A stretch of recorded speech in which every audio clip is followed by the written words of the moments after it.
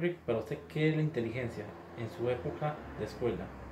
La inteligencia es el comportamiento del ser humano tal y como se da Ok. en ciertos aspectos. ¿Y cómo se demostraba la inteligencia en su época? En el desarrollo de cada actividad. Ok. ¿A quién se le decía inteligente? En aquel entonces, pues, en el ámbito de estudiantil, era al que mejor nota sacaba. Nosotros vulgarmente decíamos verdes. Ok. ¿Existían diferentes tipos de inteligencia? Como la inteligencia emocional o... Siempre sí existía, pero no tan demarcada como ahora. Me imagino por el ámbito familiar que se vive en cada hogar ahora. ¿Qué ayudaba mucho para que usted aprendiera cosas en la escuela? El vivir de cada día. El vivir de cada día. Sí, porque había mejores escenarios para estudiar. Ya. Para usted, digamos, existen varios tipos de inteligencia. Inteligencia visual, de escucha, de tacto. No sé, como cuál inteligencia es la que usted desarrolló más en su momento. En el ámbito de estudiante Ujú, sería la visual ujú.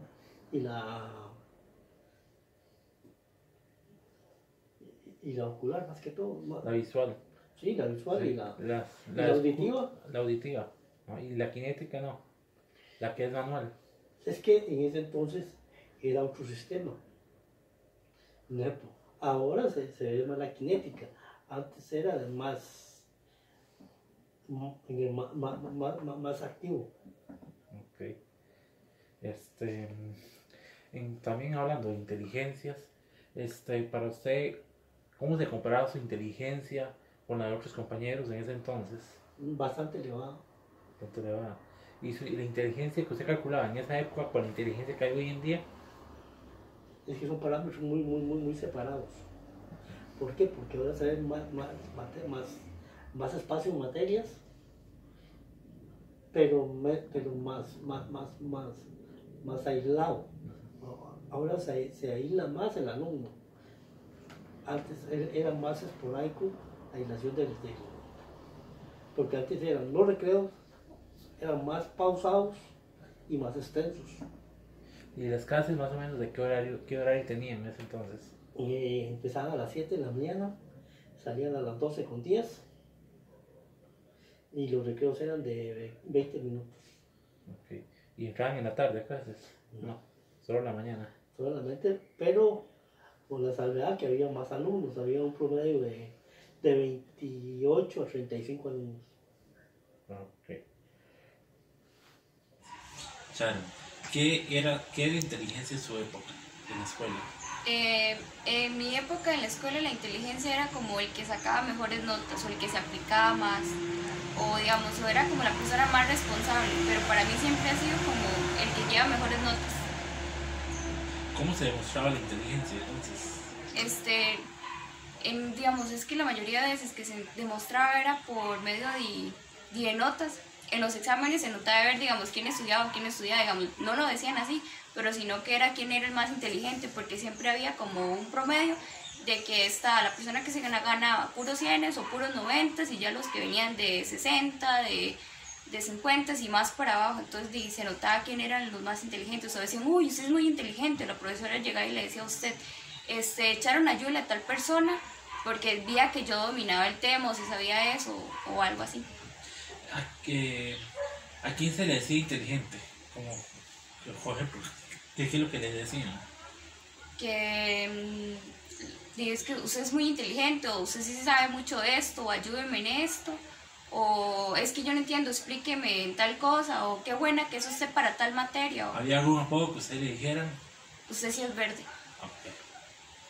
Okay. ¿Existen tipos de inteligencia? Como la inteligencia emocional o coeficiente intelectual, ¿sabes algo sobre eso?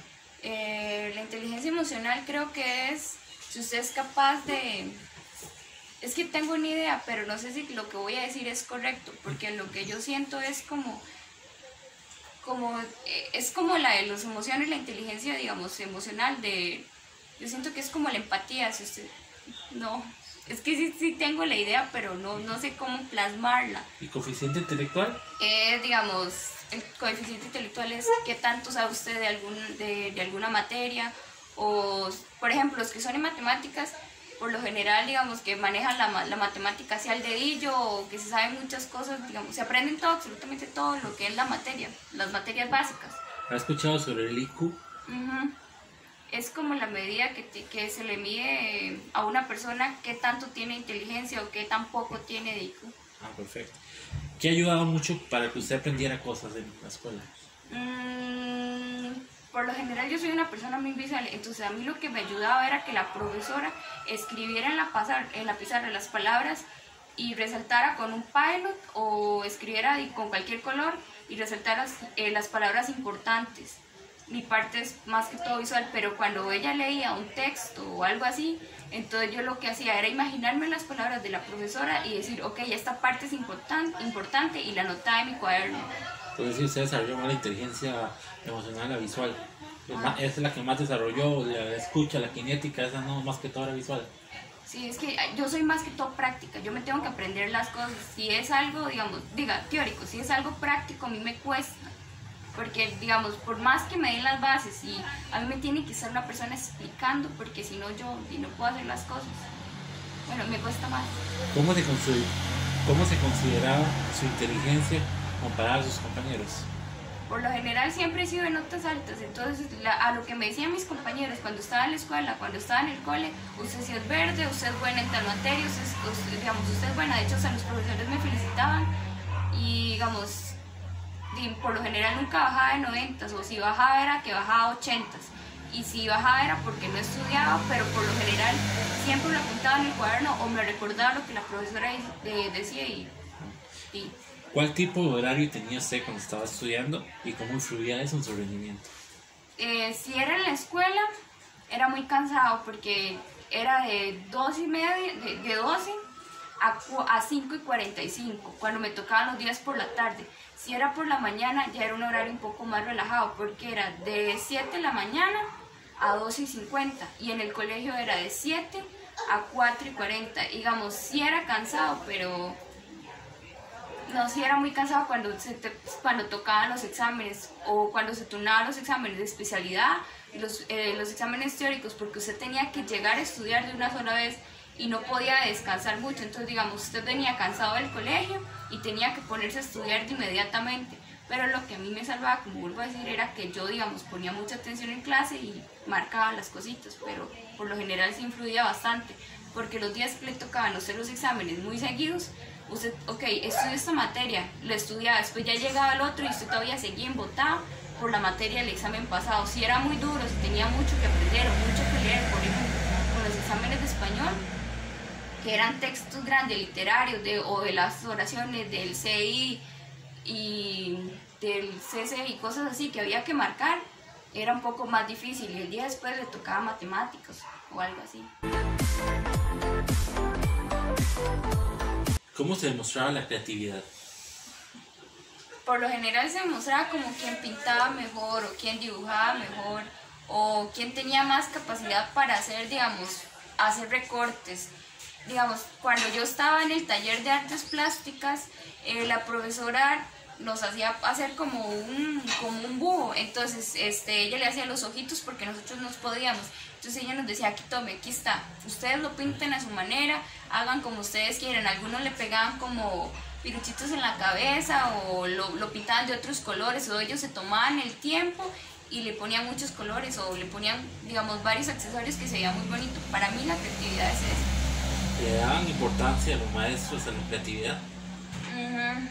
Sí, en los talleres de artes plásticas le dan, o algunas veces en el colegio se hacían el festival del FEA, entonces ponían quién hacía dibujos, y había una muchacha que llevó un dibujo de anime súper lindo. Después hacían fotografías, les daban un tema, por ejemplo, que la economía, entonces ponían tierras y ponían las monedas de 100 o monedas de 500, y ponían una matita encima, Entonces, ¿habían espacios para ser creativos? Sí, por había ejemplo, bastante. ese, ¿y cuál más ejemplo me podría dar? ¿Cuál otro?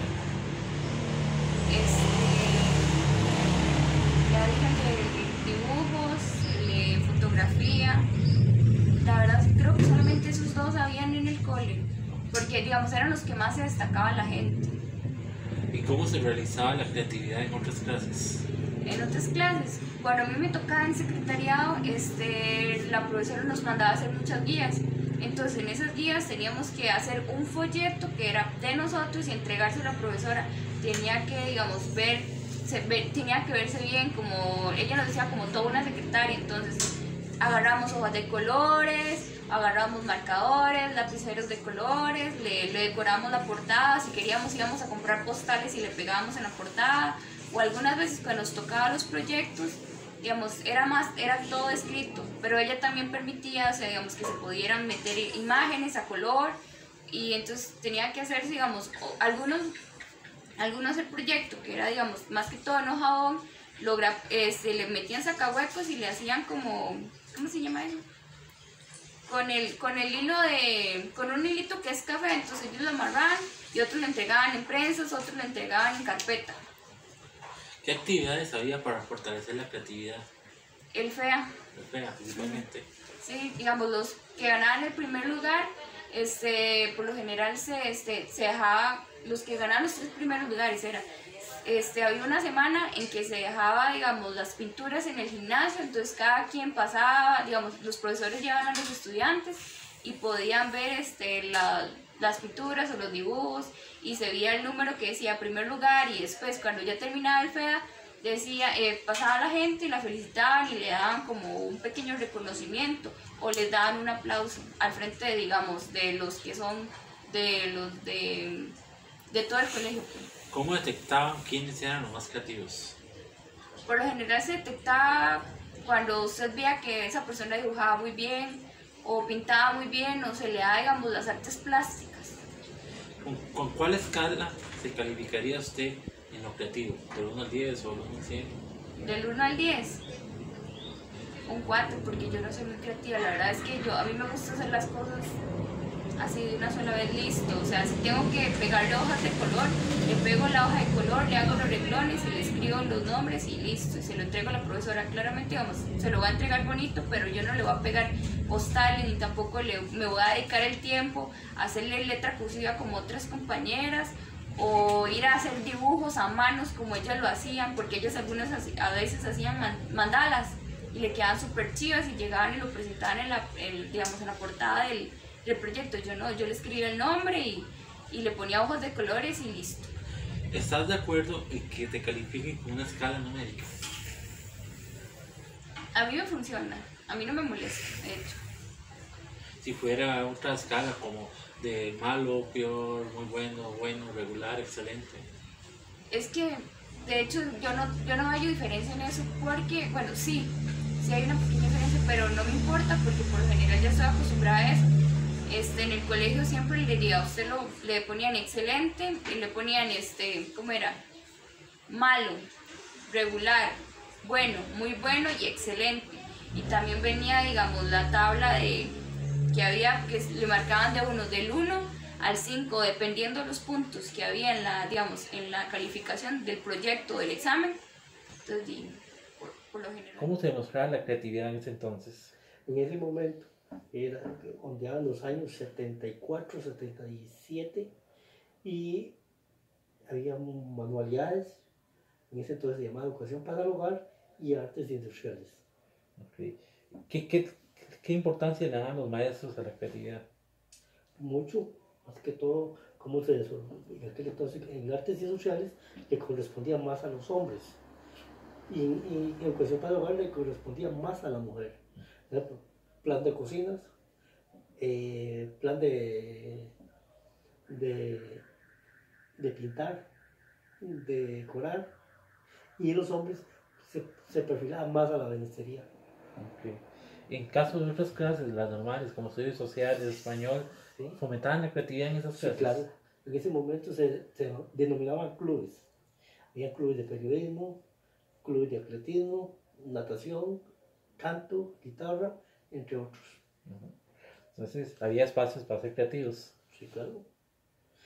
Usualmente esas clases eran de 1:20 a 3:40 aproximadamente. Yeah. En caso de ciencias, ¿se ponían a ser creativos o solo reciben materia? Sí, claro, había laboratorio.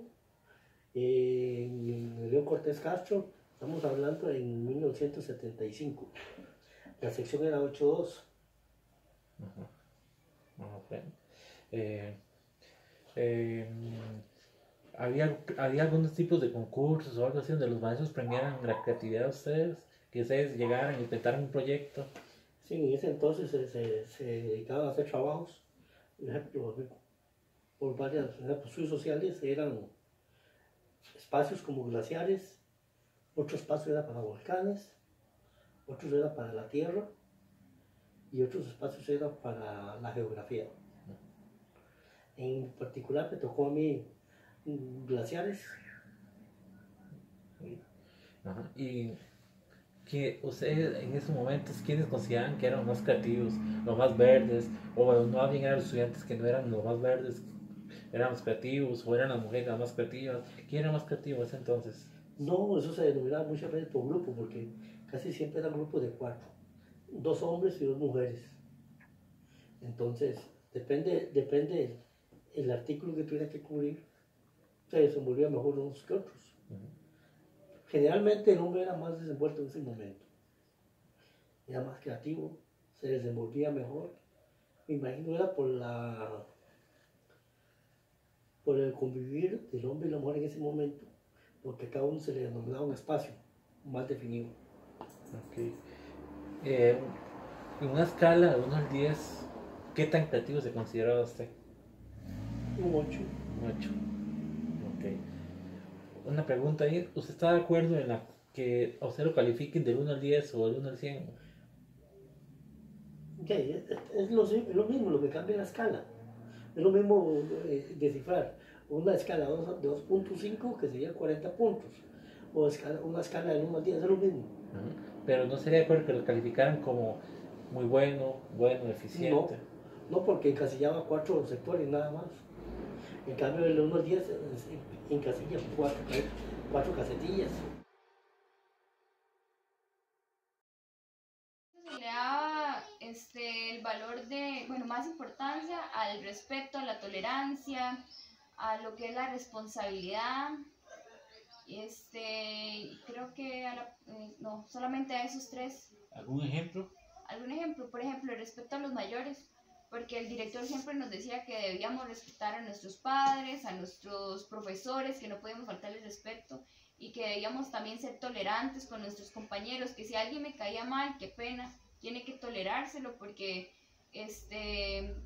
igual que todos es una comunidad estudiantil. ¿Qué sucedía si no se respetaban los valores? Por lo general, los profesores tachaban a una persona o ya uno lo tachaba o lo llevaban a la dirección, le mandaban boletas y se hacía un proceso muy grande y en el mayor de los casos lo expulsaban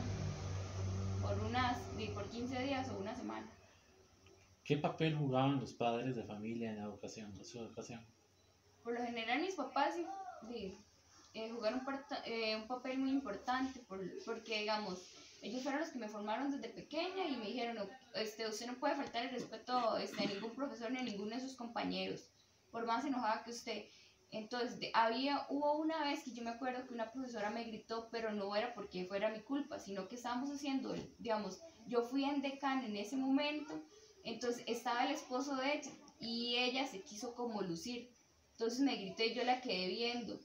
Entonces yo no le puedo decir nada porque sería una falta de respeto.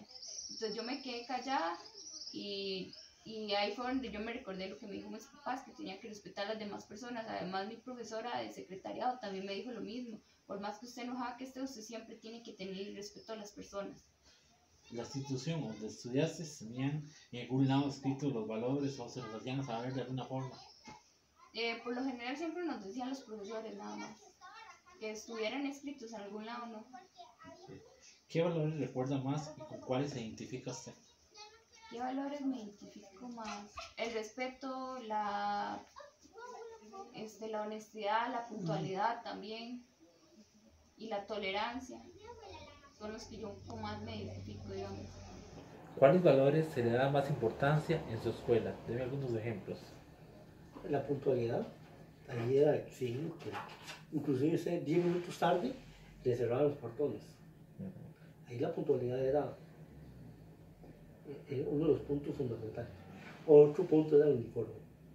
Y ahí era pantalón caqui, camisa caqui y faja. La faja está incluida en el documentario. Ok. Hábleme de otros valores como el respeto, disciplina. La disciplina, el respeto, no se permitía broma, no se permitía juegos de cierta índole. ¿Qué sucedía si no se respetaban los valores? En ciertos grupos, el alumno se mandaba a sentar o se ponía de pie en una esquina del aula, como efecto de que vean lo que no debe hacer y lo que no debe hacer. ¿Qué papel jugaban los padres de familia en la educación con respecto a los valores? Era fundamental, porque en ese momento la primera escuela estaba en la casa y la segunda, esta escuela estaba en el edificio denominado X, Simón Bolívar y Logia Ruiz, haciendo hincapié que en el 70 las escuelas eran separadas por sexo. La Simón Bolívar solo para hombres y la Logia Ruiz solo para mujeres.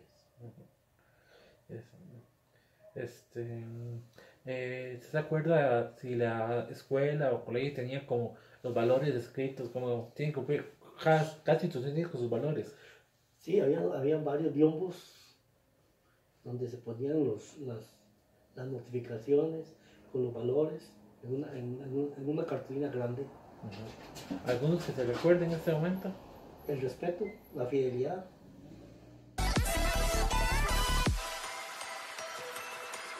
¿Cuál era el rol del docente y el director en su escuela? El rol del docente era más que todo alguien que enseñaba, alguien que también nos guiaba y que nos decía, o sea, que él estaba ahí por si teníamos algún problema. Y el director era la persona autoridad. Para mí era eso y para todos era autoridad. ¿Cómo era el trato de ellos con los estudiantes? Por lo general el trato era bueno, de hecho nunca había un profesor o el director faltarle el respeto a un estudiante, ni por más molesto que estuviera. ¿Cuál era el rol del padre de familia en su educación? El rol de mis papás, por lo general, ellos siempre estuvieron, digamos, al pendiente de lo que yo hacía, siempre estuvieron apoyándome y por lo general, una vez al mes, ellos iban a la dirección y preguntaban si yo tenía ausencias, si tenía ausencias me decían qué pasó Daniela con esta ausencia, qué pasó con esta tardía. Siempre estuvieron pendientes de que yo entregara todos los proyectos y todos los trabajos y si hubiese algo que a mí me molestaba, ellos iban, hablaban con los profesores o me aconsejaban. ¿Cómo era el trato de tus padres en el hogar? No me puedo quejar porque siempre he sido excelente, mi mamá se ha preocupado demasiado por nosotros, al igual que mi papá, ellos nos han apoyado un montón. ¿Qué porcentaje tiene el maestro y el alumno en el aprendizaje? ¿50-50, 90-10, 10-90? ¿O algún otro porcentaje? Explíquelo por qué. Considero que un 50-50 porque la responsabilidad es tanto del docente como del estudiante. Si el estudiante no pone su parte, lógicamente va a salir mal en los exámenes o se va a caer una materia. Tal lo mismo el profesor, si el profesor, digamos, no le importa dar la materia o él dice, se la pasa así por encimita, de ahí considero que eso ya es responsabilidad de ambos. ¿Quién era más riguroso, los docentes de antes o los de ahora? Los profesores, a las anécdotas que ellos nos cuentan era que los de antes eran como más estrictos. Ellos nos decían, si había un estudiante que no prestaba atención, el profesor llegaba y tiraba el borrador y si el estudiante iba a acusarlo con el papá de familia, el papá decía, no, sígale pegándole huila, péguele, no importa, para que así aprenda. Porque los de ahora son como más relajados, ellos tratan de hacerse sus amigos. ¿Qué pasaba cuando el estudiante no asistía a clases? ¿Qué hacía el docente? El docente pasaba lista y marcaba si estaba ausente. Y si ya faltaba 3 veces seguidas a la misma clase, el docente, digamos, iba a la dirección y reportaba que el estudiante había faltado 3 veces a la clase y llamaban a la casa. ¿Con qué frecuencia visitaban los docentes a sus casas? Nunca. Que yo me acuerde, nunca. Solamente llamaban si hubiese un caso muy especial, como ya dije anteriormente, si usted faltaba mucho. ¿Ni en la escuela? No, en la escuela tampoco. Que yo me acuerde. ¿Cuál era el comportamiento de los estudiantes en clases con los compañeros y el profesor? Hay de todo, la verdad, como en toda clase siempre va a estar el chistosín, el gracioso, los respetuosos, pero por lo general el trato, digamos, entre compañeros y docentes siempre fue bueno. Pero había sus excepciones donde algún estudiante se quería pasar de listo, entonces ya el profesor tenía que pararlo y por culpa de él nos regañaban a todos y perdíamos los privilegios. ¿Cuál era el rol de docente y del director en su escuela? Bueno, el director siempre era una persona muy respetada. Era quizás el docente más respetado en ese momento. En ese momento se llama la señora, no, en el colegio era don Filadelfo Benavides. ¿Y el docente qué rol hacía cuando estaba en la aula con ustedes? Era más verbal y más escrito en las pizarras. El alumno tenía que hacer notas de la pizarra al cuaderno. Se le daba un espacio de 4 o 5 minutos y se borraba la pizarra y se volvía otra vez. Era más descrito. Ya. Y ellos tenían como, usted ocupaba una duda, usted se acercaba y hablaban con ustedes, eran cordiales para hablarles o... Sí, claro. Muy flexibles también. Okay. ¿Cuál era el rol del padre de familia en la educación en ese momento? Con lo que es que en las clases, digamos, los docentes, le envían las tareas a usted. ¿Cuál es el rol del padre de familia en la educación? Fiscalizar las tareas. Y los trabajos cotidianos que le mandaban. Casi siempre eran 2 por trimestre. ¿Eran estrictos? ¿Eran muy flexibles los No padres? eran muy estrictos, sobre todo en el aseo y la presentación. Okay. ¿Qué porcentaje tiene el maestro y el alumno en el aprendizaje? ¿50-50, 90-10, 10-90? ¿Cómo lo considera usted el porcentaje? 40-60. ¿Quién 40, quién 60? 60 el alumno y 40 el profesor. ¿Por qué? Porque la concentración del alumno, muchas veces el 90% del alumno que no aprende es porque no participa en clase. Entonces va a depender más del alumno que participa que el que no participa. Para sobresalir en la materia tiene que participar en clase. Okay. ¿Qué diferencia ve en los profesores de antes, los maestros, a los docentes de ahora? Es muy parecido y ya juega un rol muy similar. Un ejemplo, que conozco su situación, sus maestros de escuela, de colegio, con la profe Mayra, que le dio hacer computación hace poco. Bueno, es que son dos parámetros diferentes. ¿No? Estoy hablando de la educación actual y la educación. Es muy similar en los roles. Muy similar. Muy similar. Ok. ¿Qué pasaba cuando un alumno no faltaba clases y el profesor hacía algo cuando el alumno no iba? Generalmente había un vínculo muy familiar. La maestra siempre iba donde el papá del alumno a ver qué pasaba con ese alumno, si estaba enfermo o si era que estaba un éxodo del alumno para asesorarse. Si era un éxodo o era una enfermedad. ¿Con qué frecuencia los docentes visitaban a la casa suya, a sus padres? 1 o 2 veces al año. 1 o 2 veces al año. Ok. Y por último, ¿usted tuvo familiares estudiando con usted al mismo tiempo? No. No, ok. Porque hay un desglose de edades. Ok. ¿Comportamiento de los compañeros suyos con los profesores? ¿Eran respetuosos o había algún charlatán que sí faltaba de respeto? No, muy poco, mucho respeto. Mucho respeto. La afectividad de la relación entre el ámbito de los alumnos y los profesores. ¿Dame algunos ejemplos? La relación que tenían los estudiantes entre sí. Antes, en mi condición de los 70, era más fácil porque era una relación solo de hombres. Recuerde que en la Simón Bolívar era solo hombres y la Bolívar fue solo mujeres. Entonces era más fácil para entrar a un ambiente masculino. ¿De qué se cree que se habla con la educación de afectividad? En cómo aprenderse a relacionarse con ambos sexos y ser más tolerantes. Ajá. ¿Cuál es su cariño en la institución cuando usted estudió? En realidad mi cariño son para dos instituciones. La Escuela Simón Bolívar y el Liceo León Cortés Castro. Okay. Usted, digamos, usted escucha hablar de Liceo León Cortés Castro, ¿qué sentimiento le llega? Bastante bueno, un sentimiento de alegría, de satisfacción. Okay. Inclusive hace 18 meses recibí la grata noticia de que la Escuela Simón Bolívar fue remodelada después de 85 años y quedó excelentemente bien. Okay. ¿Recuerda algún aprecio o algo así a un profesor cuando usted tiene en su memoria un profesor que dice, Sí, nunca olvidaré a este profesor? Sí, claro, Moyanora Portuguesa. ¿Por qué? Porque fue una de las maestras que tuvo una relación muy estrecha.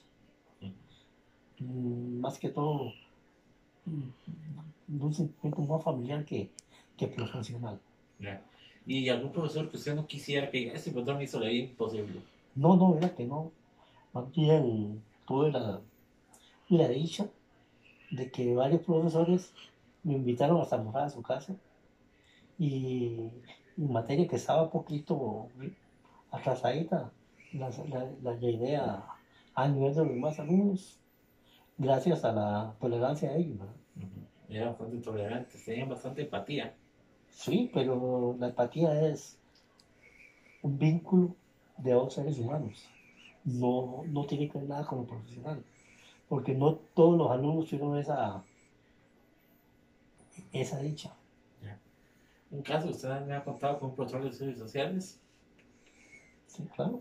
Usted tuvo buena empatía con él, se llevó muy bien. Sí, o solo fue de ocasión que. No, más bien. Inclusive había un grupo de profesores que tenía su equipo de fútbol y yo muy lo reforzaba a ellos. Y yo jugar con ellos. Y era el goleador para peores. Bueno. Está bien. Un último recuerdo, así, que usted le diga, extraño el colegio, ¿eso por qué? Y es que también hay un parámetro que no se olvida. Es que yo estaba pasando de mi niñez, adolescente, a un parámetro de adulto. Porque es León Cortés, que viví las 13 esferas. Sí, se daba la afectividad y sexualidad. ¿Algún ejemplo? Por ejemplo, en sexualidad nos daban las clases de la protección a las enfermedades, y la afectividad era como las relaciones que teníamos con otras personas, cómo se llevaban los hombres con las mujeres, o mujer con mujer, o hombre con hombre. ¿De qué cree que se habla con educación de la afectividad? ¿De qué cree que se habla la educación de la afectividad? La relación con las personas, cómo se lleva usted con el resto de la sociedad. ¿Qué sentimiento te llega al escuchar hablar de la institución donde estudiaste? Me llega mucha nostalgia. ¿Por qué? Porque por lo general, digamos, es donde uno hace como más amigos, y son esas tardes que usted se recuerda y usted dice, los compas del cole, y si usted se acuerda las anécdotas que pasaron, o que una amiga tenía algún amor, entonces de ella llegaba y le contaba, y uno, sí, y uno como según uno, doctor amor, le daba consejos a lo que uno, digamos, medio entendía de eso. O si no, eran las vaciladas con todos los compañeros, porque siempre tenía que haber algún chistosillo en el aula que le sacaba la risa a este profesor. ¿Qué profesor nunca te olvidas que te genere un gran aprecio? Por lo general tengo varias, pero las que nunca me puedo olvidar va a ser de la profesora de español y la profesora de sociales, y también la profesora de secretariado. Jamás las voy a olvidar a ellos, son, digamos, excelentes personas. ¿Qué profesor no olvidas por no tenerle gran aprecio? El profesor de matemáticas. ¿Por qué? Porque, digamos, él no era mala persona, pero por lo general, si a usted le gustaba más la materia, usted tenía miedo de ir a preguntarle, no porque era un profesor así que usted llegaba y lo regañara, sino que por lo general él, con la mirada y con el gesto que usted le hacía a usted sentía de una sola vez el desprecio que él le tenía a usted. Y él siempre se llevaba bien con las personas que le manejaban, digamos, el tema al dedillo, o las personas que eran, digamos, que realmente se les facilitaba mucho más matemáticas. Entonces, si esa persona ya sabía el tema, él llegaba, ok, asumo que ya todos lo saben, y pasaba a otro tema, y usted se quedaba así como, pero no terminó de explicarlo bien, sino que lo pasaba así por encima y te decía, ustedes ya deben de saber esto. ¿Y qué anécdota recuerdas con más cariño en tu paso al instituto? Eran las tardes cuando estábamos en Secre, cuando, digamos, eran los últimos días, cuando ya usted ya le empieza a dar más nostalgia, porque usted ya sabe que usted dice, ya es mi último año y ya no las voy a volver a ver más. Eran esas tardes en que llegaba la profesora, nos dejaba poner música, o hacíamos comidas y siempre estaba, digamos, el grupito de amigas y uno se empezaba a reír. Y la profesora decía, ¿qué pasó? Porque por lo general nosotros éramos el grupito de amigas que hablaba más o que más se reía. Entonces la profesora decía, cuenten para todas. Entonces una llegaba y contaba para todos, entonces digamos, y el resto del aula se reía, pero por lo general era algo demasiado lindo.